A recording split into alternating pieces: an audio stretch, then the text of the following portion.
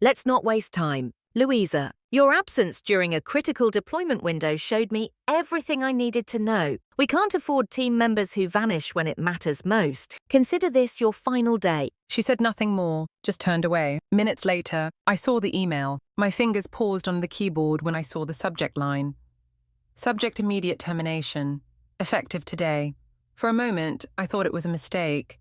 Spam, maybe. Some weird phishing attempt. But then I saw the sender's name. Neil Carter. My new manager. My boss, I clicked. Effective immediately. Your employment with Eagleway Tech's Solutions has been terminated due to failure to maintain presence during a critical operational period. Please clear your desk by end of day. HR will finalize your separation process.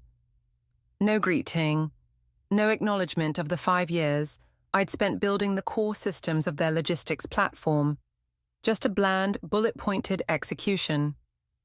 I blinked. Once. Twice. My screen blurred.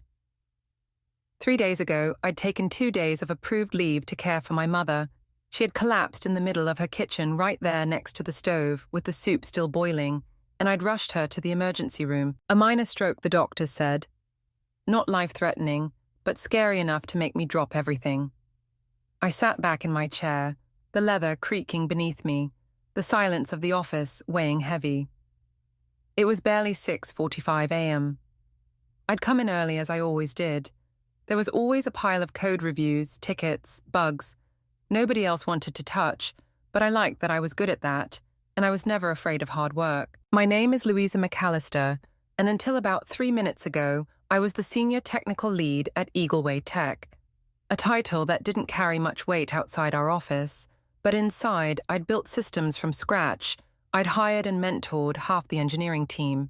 My fingerprints were on every major milestone in this company's product line. And now I was... What a disposable line item. I looked around my desk, the framed photo of me and my mom from last year's holiday potluck, the team MVP mug from our Q2 celebration. A small succulent Travis had given me with a handwritten card. You make everything grow better, even people. My heart clenched. I didn't cry. I didn't throw things. I didn't storm into Neil's office or demand answers.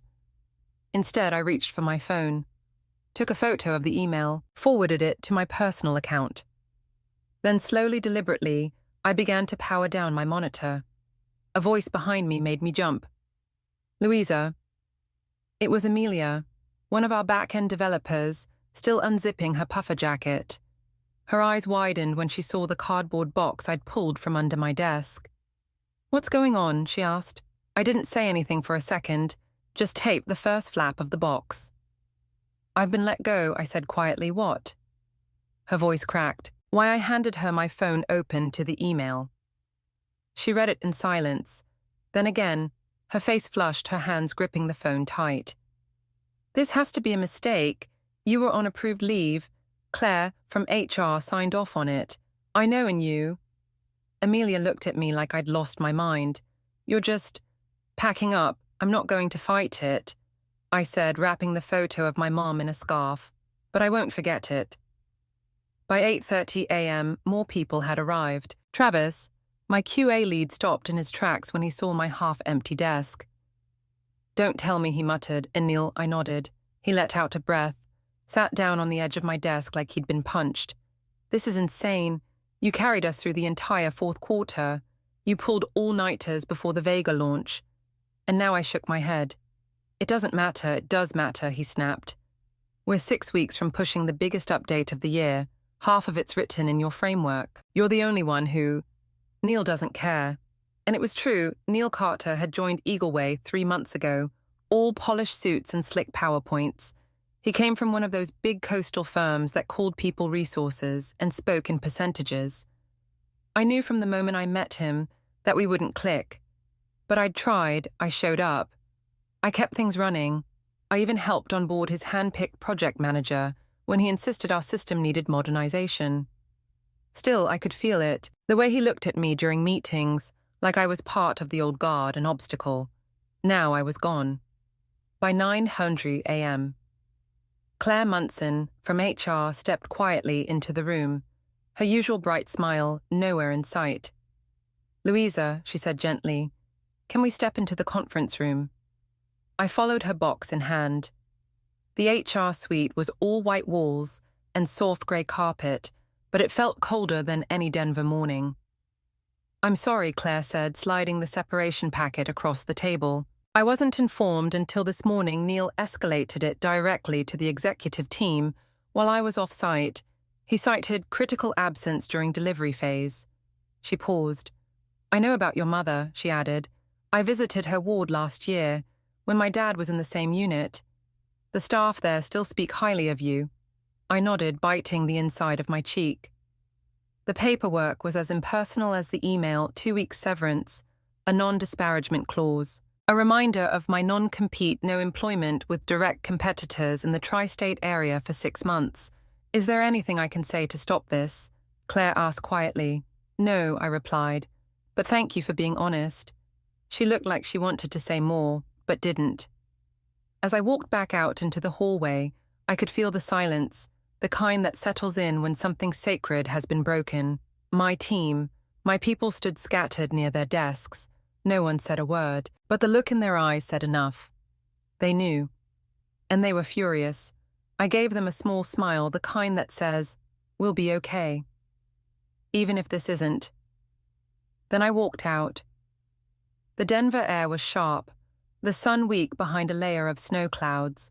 I placed my box gently in the back seat of my old sedan, sat for a moment, let the silence stretch. Then my phone buzzed. "Travis." "This is wrong, Amelia. Want to meet later. Jordan Neal's a coward. The team is furious." "Claire." "Off the record. I'm sorry you didn't deserve this." I exhaled. They weren't just co-workers. They were mine, my team, my professional family. And if Eagleway didn't see their value, maybe it was time someone else did. I pulled up a contact I hadn't used in months, Hank Fleming, Technova Systems. We'd met at a Denver conference last year. He'd been trying to recruit me ever since I hit call. He picked up on the second ring. "Louisa McAllister," he said warmly. "Funny, I was just thinking about you." "Were you still looking for someone to lead your Western operations team?" I asked. "Absolutely. Why?" "Because," I said, glancing back at the office I'd just left, "I'm suddenly very available." The coffee shop on 17th and Blake had always been my little hideaway. No trendy neon signs, no overpriced croissants, just worn leather booths, wood-paneled walls, and the same sleepy barista who never got my name wrong. I slid into the booth in the far corner, tucking my coat beside me. Snow had started falling again, light and steady, dusting the sidewalks like powdered sugar. Amelia arrived first, clutching a cardboard drink tray like it was armor. "You're really gone," she said softly, setting the tray down. "I kept hoping you'd walk in today and say it was a mistake. It wasn't." She handed me a cup with my usual order: black, 2 sugars, no cream. Travis came in next, jaw-tight eyes darting around like we were fugitives.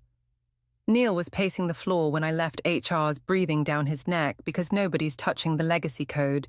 He's pretending it's no big deal. "Of course he is," I said. "That's his entire strategy. Pretend there's no fire while the room burns." Jordan arrived last, cheeks flushed from the cold scarf, half falling off his neck. "Okay, so I know I'm technically not supposed to say this, but you were the best damn leader I've ever worked with." I blinked. That wasn't what I expected. "You don't have to say that," I said, a little embarrassed. "No," he insisted I do, "because we let them get away with this kind of thing too often. And if we don't start talking about it, it keeps happening." He slid into the booth beside Travis. We sat in silence for a moment, sipping coffee, the unspoken weight of what had happened sitting between us. "So, what's next?" Amelia finally asked. I hesitated. "I got a call with Hank Fleming later today. Technova's Western Division has a leadership opening. He's been after me for a year. I always said no." "Because of us," Travis said. "You stayed for the team." I nodded. "But now the team's not mine, at least not officially." "They're not his either," Jordan muttered. Amelia leaned forward. Louisa, do you want to build something new? I looked at her, surprised by the bluntness in her voice. Because if you do, she continued, I'm in. No questions asked, Travis raised his coffee cup. Same here. Jordan smiled sheepishly. I mean, I don't have your experience, but I learn fast. I'd rather learn from you than anyone else. Emotion surged up quick and hot in my chest. I swallowed hard, nodding. I don't know what it'll look like, I said. Honestly, I haven't even said yes to Technova yet. But if I do, and if I can negotiate the freedom to build a team, we'll be there, Amelia said firmly. We already submitted our resumes. Last night, I laughed a short, disbelieving sound. You didn't. Travis pulled out his phone and showed me his confirmation email. You bet I did. We all did. I stared at them, my throat tightening. These weren't just coworkers. They were something more, something steadier, the kind of people you trust when everything else crumbles. My phone buzzed. A number I recognized. Speak of the devil, I murmured, standing and stepping outside to answer. The wind hit like a wall as I stepped into the snowy street. I tucked my free hand into my coat pocket and answered. Hank, Louisa, his voice boomed. I take it you're ready to talk. Yes, but I have conditions. He chuckled, spoken like a woman who knows her worth. Let's hear them. I need the freedom to build my own team. If I bring people with me, I want them considered fairly. No HR red tape, no politics done. I want a seat at the table, not just a job, a say in strategy. Autonomy. You'd be regional operations director. Full authority over hiring, process execution. I wouldn't offer you anything less. And I have a non-compete. We've reviewed it, he said smoothly. Overly broad, almost certainly unenforceable, especially given the terms of your termination. Our legal team is ready. If they push, that made me pause. He'd done his homework before I'd even made the call. Come by the office at 3, he said. We'll iron out the rest. I ended the call and stood in the cold for a moment watching the snow swirl under the soft glow of the street lamp. For the first time in days, I felt steady, not safe, not yet, but steady, like I'd stopped sinking. Back inside the coffee shop, I sat down again and told them everything. Travis grinned. That's our boss. I'm not your boss, I reminded him. You will be. I looked at their faces, still stunned by their loyalty. I hadn't asked for any of this. I'd walked away from Eagleway expecting to start over alone, quietly. But maybe that wasn't the story anymore. Maybe this time. I wasn't starting over, I was building forward. That night, I sat on the floor of my tiny apartment, a takeout container half-eaten beside me, paperwork spread out across the rug. My mother was resting in the next room, breathing softly, her recovery slow but steady. The medication had stabilized her condition. The worst was behind us. She didn't know yet that I'd been fired, and maybe I wouldn't tell her.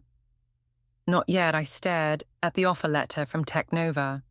A better title, better pay, total authority. But that wasn't what made my hand reach for the pen. What made me sign was what came next, because the real victory wasn't getting even. It was getting everyone out. The lobby of Technova's headquarters was warm and humming with energy, so unlike the tension-heavy silence of Eagleway's office. It smelled like coffee and cedar, and everywhere I looked, people were talking, moving, laughing. The reception area had no rigid security desk or turnstiles, just a wide-open space with floor-to-ceiling windows that framed downtown Denver under soft winter light. Louisa McAllister, a tall man with a salt and pepper beard, said, walking toward me with an outstretched hand, I'm Hank Fleming. Welcome to your new home. He shook my hand firmly, his grip confident but not crushing. There was no trace of pretense in him, just the easy assurance of someone who'd built something from the ground up and still remembered what failure tasted like. Thank you for taking the meeting on short notice, I said. I didn't, he replied with a grin. I cleared my entire afternoon. He guided me through the main floor, pointing out teams huddled around whiteboards, engineers solving problems on glass panels with dry erase markers, and 2 product managers walking briskly past us, mid-discussion. This is what we like, he said. Momentum. We stepped into a corner conference room. Glass walls, sunlight spilling in a tray of fresh coffee and snacks already waiting. He handed me a folder. The offers inside. Regional Director of Operations, Western Division, full decision-making authority on hiring vendor contracts, system overhauls, and a team-building budget that won't insult you. I flipped through it. The salary was 35% higher than what I made at Eagleway. More important, no bureaucratic micromanagement and no legacy culture to fight against. Let's talk about your team, Hank said, pouring 2 cups of coffee. I already have people in mind, I said. Let me guess, he said, smiling. They were your people at Eagleway. I nodded. Amelia, J backend developer, sharp, fast, Travis Monroe, QA, with architectural insight, Jordan Liu Jr., but brilliant, learns in leaps. He whistled softly. You've got their resumes already. They sent them to me, I said. I didn't ask. That seemed to impress him even more. Listen, he said, leaning forward. If those folks follow you, that says more about your leadership than any bullet point on a CV. I'll personally make sure their applications are prioritized. You give me names and I'll give them interviews. Fair consideration is all I ask. He tapped the folder. One more thing. Your non-compete. Claire from HR said, it's overly broad, but Eagleway may still try something petty. Our legal team agreed termination after protected leave. If they come after you, it's a PR disaster waiting to happen for them. We'll absorb any legal risk. I let out a long breath. It was done then. The paperwork, the salary. The trust. I signed the final page. Later that afternoon, as I stepped out of Technova's lobby and into the cold, the city felt different. Not lighter exactly, just clearer. I wasn't walking away from something anymore. I was walking toward it. That evening, I met with my team again, though we weren't calling it that. Not yet. We sat around a round table in the back of a quiet brewery. Amelia had suggested low lighting, exposed brick, not a single laptop in sight. I signed. I told them Technova. It's official. Travis raised his glass. To the best decision they'll ever make. They're reviewing your applications, I added. I spoke to Hank personally. He wants to meet all of you, Jordan grinned. Does he know how much espresso I drink? Amelia leaned in. If we go, Louisa, this isn't just a new job for us. We're all in. You know that, right? I looked around the table at their faces, each so different yet all reflecting the same steady fire in their eyes. I nodded. I know, and I won't forget it. Just then my phone buzzed. Claire Munson, HR, Eagleway. I stepped outside to take the call. Louisa, she said quietly, I'm not supposed to be contacting you, but I need you to know something. I braced myself. They're watching Neil now. He didn't go through proper review channels before letting you go. Paula came back from medical leave and raised hell when she found out there's an internal audit underway. That explains the silence, I murmured. They're scared, she said. Not just because you left, but because your team might follow. They already did. She was quiet. Then it's too late, she said, for them. The next morning, I sat at my new desk at Technova, bigger than I needed, with a stunning view of the snow-dusted city, but I didn't care about the furniture. I cared about the potential. Emails began coming in. Subject application received. Amelia James. Subject application received. Travis Monroe. Subject application received. Jordan Liu. And one more unexpected subject application received. Claire Munson. My eyebrows rose. A second later, a text from Claire. Just submitted. Couldn't stay there anymore. HR shouldn't be afraid to do the right thing. I smiled, then opened a new draft to Hank Fleming. Subject, additional candidate recommendation. That afternoon, as the sun dipped behind the Denver skyline, I pulled out the small succulent from my Eagleway desk, the one Travis had given me, and placed it on the windowsill. It was a little wilted, like me but still very much alive, and it had a new place to grow. Saturday mornings used to mean pancakes and coffee at my mother's house. A quiet routine, her kitchen filled with the smell of cinnamon, and the sound of classical music on her ancient radio. This morning, I was in the blazer on a Zoom call by 7:00 a.m., and the only thing I could smell was the sharp tang of strategy Travis had texted me at dawn.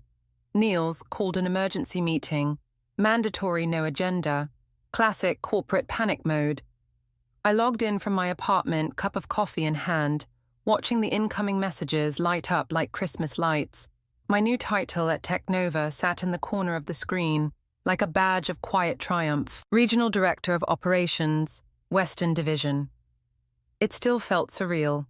I checked my email. 3 new applicant confirmations had come in. Amelia's formal interview was set for Tuesday, Travis on Thursday, Jordan next Monday. Claire's resume had gone straight to Hank's assistant, flagged urgent. The wheels were in motion. I didn't need to destroy Eagleway. They were doing it themselves. Meanwhile, inside Eagleway's downtown office, chaos brewed. Neil looked like he hadn't slept. Travis would later tell me. His shirt was wrinkled. He kept rubbing his eyes and blaming system misalignments. He opened the meeting by announcing a temporary hiring freeze. Then he asked if anyone knew the password to the Vega deployment dashboard. Silence. Louisa created that system, Amelia said. She didn't share the admin credentials. Neil flushed. She should have documented it. She did, Travis replied. They're in the onboarding folder, which Claire locked after you fired her. Neil tried to pivot, tried to regain control, but control was already gone. Because people don't follow authority, they follow credibility. That afternoon, I met with Hank for our first leadership briefing. He walked in carrying 2 coffees, a legal folder, and an enormous grin. I just got off the phone with the Hernandez group, he said. Guess who asked if Louisa McAllister was available to lead their automation expansion? My eyebrows rose. The same Hernandez group Eagleway's been chasing for 2 years. He nodded. They heard about the shift, asked if we were open to new RFPs. Looks like your name still carries weight. I tried to stay composed, but something fluttered inside me. Not pride exactly, something heavier. Vindication, maybe. On top of that, he added, opening the folder. We've had 4 additional clients reach out, asking if Technova can pick up where Eagleway left off. I leaned forward. They're bleeding hard, he confirmed. Word spreads fast in our industry. You don't just fire a respected team lead over bereavement. Leave without consequences. I nodded. It's not about revenge. I just want to build a place where people don't have to apologize for being human. And that, Hank said, lifting his cup in a toast, is why I hired you. Sunday was quieter. I spent it with my mom, helping her plant winter herbs in small pots by the window, bundling her up in blankets, laughing at how bad we both were at crossword puzzles. She didn't know everything that had happened, but she knew enough. You seem lighter, she said, handing me a cup of tea. Like something's been lifted off your chest. It has, I said, sitting beside her. For the first time in years, I feel like I'm not surviving, I'm building. She smiled. That's my girl. Monday morning at Technova felt like walking into sunlight after a long storm. Amelia was already waiting in the lobby, dressed in a deep green blazer, her nerves hidden behind a determined smile. You ready? I asked. I've been ready, she said. Her interview went flawlessly. I watched from the glass wall as she spoke, calm, articulate, sharp. She owned the room, not just with her resume, but with her clarity. She was hired by noon. That afternoon, Travis walked in, then Jordan, then Claire. One by one, the people Eagleway had dismissed, overlooked, underestimated, found their footing again. Each time I saw another acceptance email roll in, I felt a piece of the old structure inside me crumble, making space for something new. By Friday, my inbox looked like a revolution in slow motion. Subject offer letter. Travis Monroe. Subject welcome to Technova. Jordan Liu. Subject interview to feedback. Claire Munson. Each one a domino. Each one a quiet victory. But the biggest blow came from outside my inbox entirely, at 4:42 p.m. Hank knocked on my office door, a folded printout in his hand. You're going to want to see this, he said, sliding the paper across the table. It was a screenshot from an internal Eagleway message board. A client named Patton Logistics, a longtime partner, had posted a formal announcement. Due to unexpected personnel shifts and communication breakdowns, we've decided to transition our system upgrade contract to Technova Systems, effective immediately. Another one gone. That evening, we met again at the same brewery. Same booth, same faces, only now we weren't hiding. We were celebrating to new beginnings. Amelia toasted.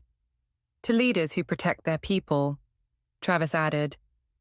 To not being afraid anymore, Claire said quietly, and finally Jordan raised his glass, to Louisa.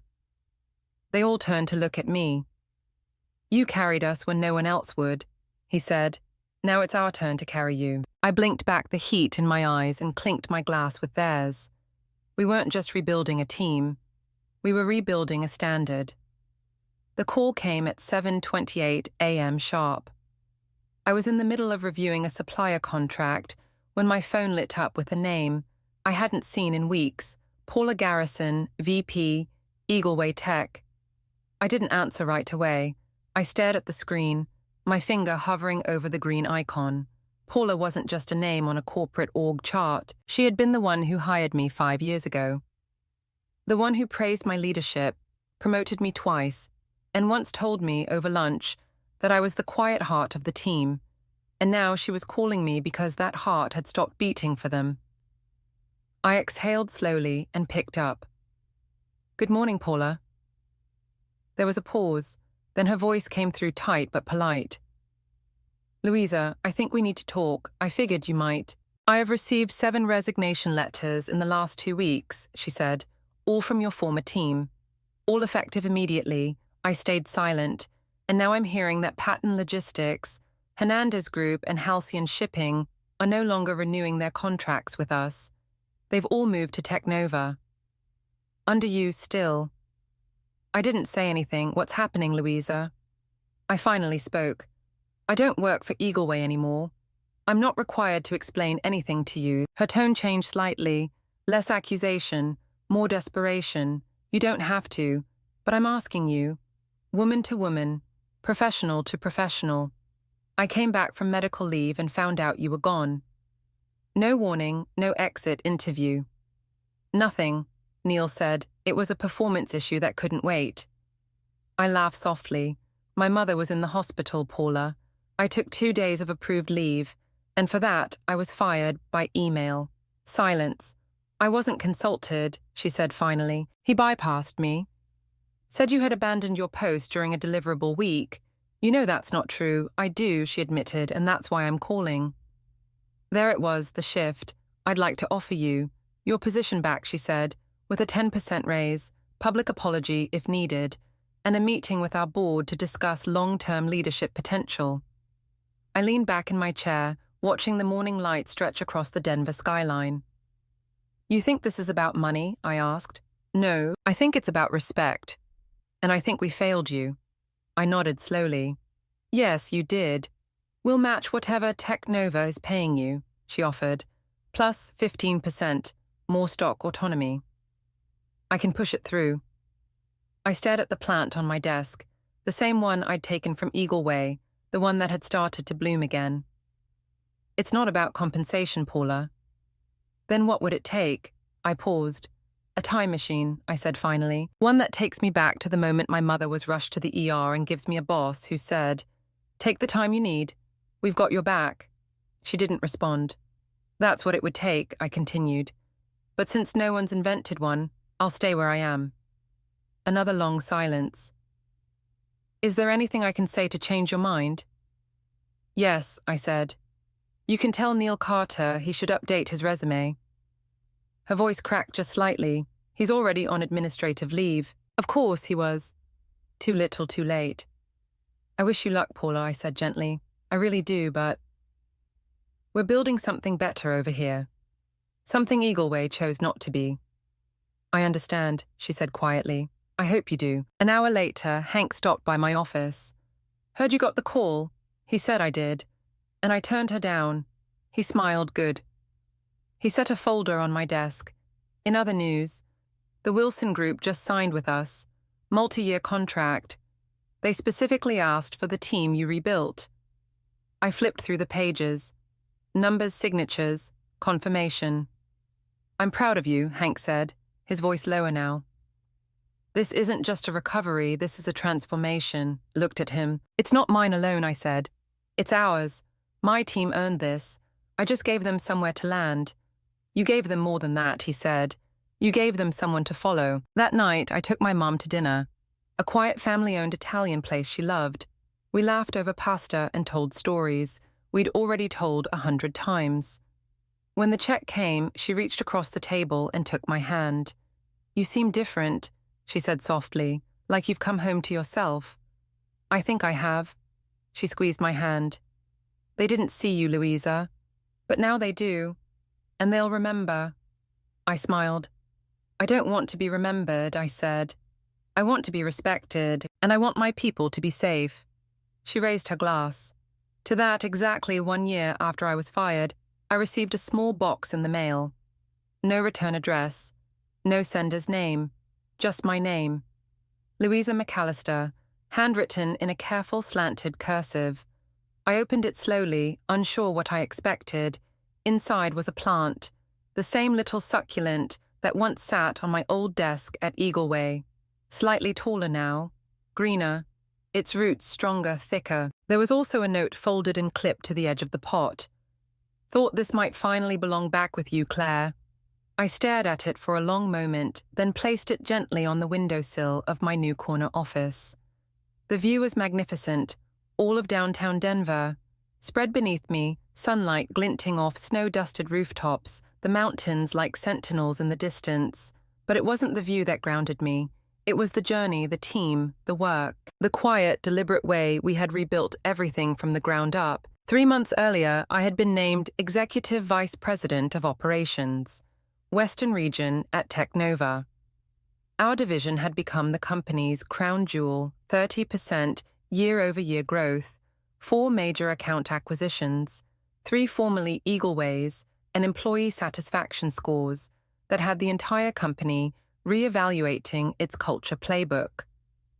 Each of the people who had left with me had not only survived the transition, they had thrived. Amelia now led her own development team, mentoring younger engineers, the way I once mentored her.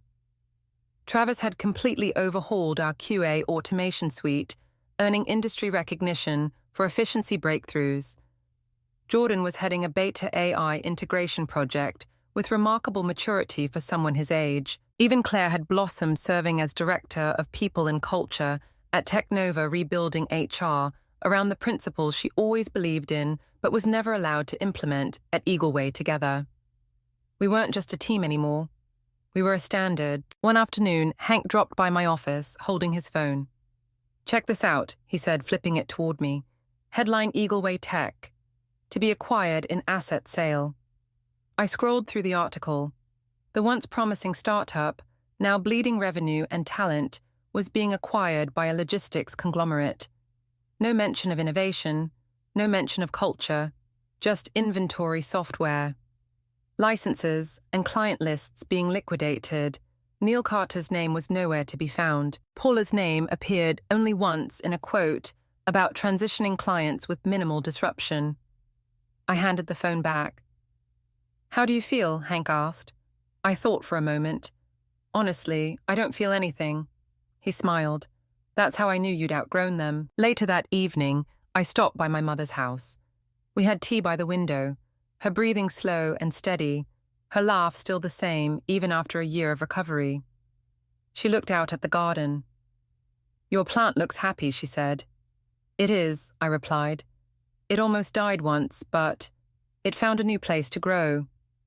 She looked at me knowingly, like someone else I know. I smiled. She was right. On the way home, I stopped by the Riverside Park. We used to visit every spring when things were simpler and the world felt slower. The wind was cool, the trees bare, but beneath the soil, I knew life was preparing to bloom again. I stood by the edge of the water, letting the current rush past my boots, and I thought of something my mother told me once, long before any of this began. A river may change its path 1,000 times.